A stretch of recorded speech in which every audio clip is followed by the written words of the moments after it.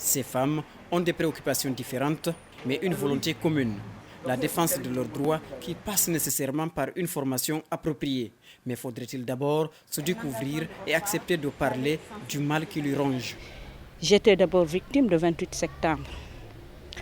Vu que ce que j'ai vécu et ce que beaucoup de femmes ont vécu le 28 septembre 2009, je me suis dit, attends, lève-toi et défends les femmes, le droit des femmes.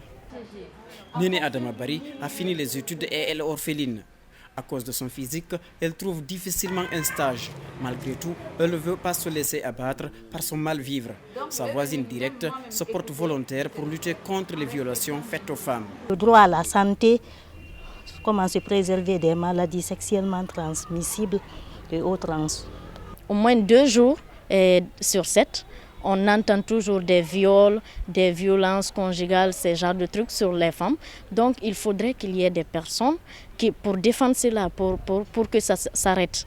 Parce que si on en parle et qu'il n'y a personne pour réagir, il faudrait qu'il y ait des personnes sur le terrain pour le faire, pour défendre ses droits.